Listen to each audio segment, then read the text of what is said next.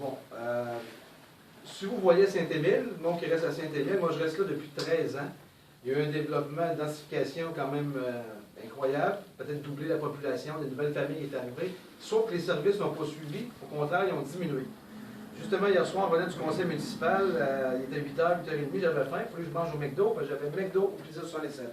Il m'a demandé de la pizza, puis j'ai mangé chez McDonald's. J'avais pas le choix. J'ai pas tellement bien dormi, mais quand même. Donc, vous voyez que ça prend. J'ai déjà fait des ententes, mais des pourparlers avec des promoteurs. Et ils sont prêts à construire un genre de power center comme à Val-Belair. On a besoin de ça à Saint-Émile. Pas avoir plus juste de restaurants, des dentistes, cliniques médicales, des choses comme ça. Ensuite de ça, la sécurité. Écoutez, la sécurité dans les grands événements, si on parle de Val-Belair, je vais parler de mes confrères aussi, Loretteville, Saint-Émile. Ce que je me suis fait dire, confirmé par certains policiers, mais qui ne voudront jamais le marquer dans le journal, mais qu'il y avait une police pour les 3 secteurs durant les grands événements.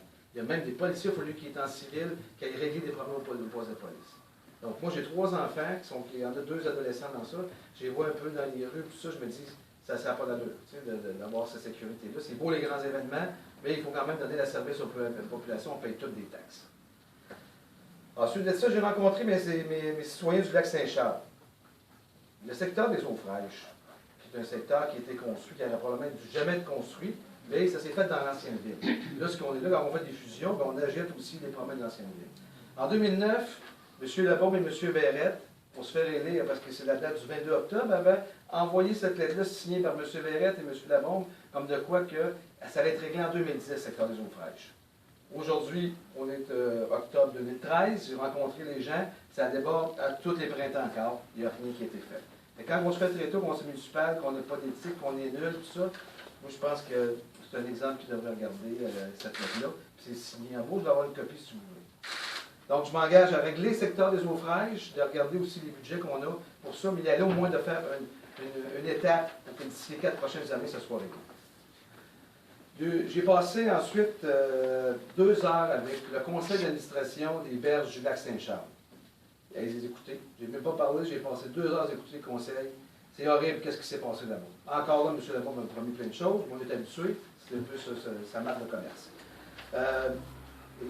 Le problème n'est pas les résidents des berges, le problème vient de la rivière Huron qui se déverse dans le lac Saint-Charles.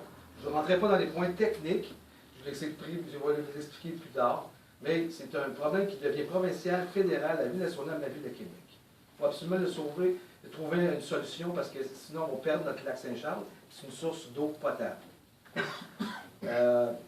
Ensuite, il faut revoir le plan de densification lac Saint-Charles parce que depuis la fusion en 2002, il y avait un plan de densification. J'ai rencontré des commerçants qui sont installés là-bas, comme les IGA, des gros commerces, qui avaient eu des franchises pour exploiter certains commerces en fonction de la densification. Depuis 2002, il n'y a plus. Parce que ce qui se passe au lac Saint-Charles, au Saint-Émile, ça ne se rend pas à la ville de Québec. Ou ça arrête, je ne sais pas, mais probablement que ça doit rester quelque part, mais ça ne se rend jamais à la ville de Québec. Aussi, il y a une fête de famille que je participe depuis 13 ans, qui est à Saint-Émile, la fête de la famille. C'est sûr que c'est pour les résidents de Saint-Émile, il y a beaucoup de monde aussi de la Haute-Saint-Charles qui viennent. C'est une belle fête, c'est pour les enfants, il y a des jeux gonflables. Puis je trouve qu'on n'a pas beaucoup de fêtes de famille, des fêtes de quartier, là, on a de moins en moins.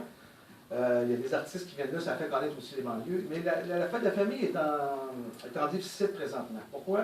Parce que tout le monde a laissé ça, ça fait 20 ans, ça roule tout seul. Mais la personne qui est dans ce secteur-là comme candidat n'a jamais occupé vraiment, il a laissé boguer ça. Là, aujourd'hui, ça prend un partenaire majeur pour la survie, la pérennité de la fête. On n'a pas le choix. Donc, je m'engage, avec les connaissances que j'ai trouvées avec Canada, à chercher un partenaire majeur qui va s'impliquer dans ça avec la fête de la famille. Ensuite, les admirations du voisinage, il y a plusieurs parcs, comme le parc du Petit Oasis et le parc Paul-Émile-Beaulieu, qui doivent être améliorés. Ça, c'est bien important parce que, comme je vous disais tantôt à l'entrée, plusieurs familles sont installées à Saint-Émile, au lac Saint-Charles, donc il faut absolument aussi suivre cette densification. Merci beaucoup, Carl. Merci. Alors, en terminant, juste quelques mots pour vous dire.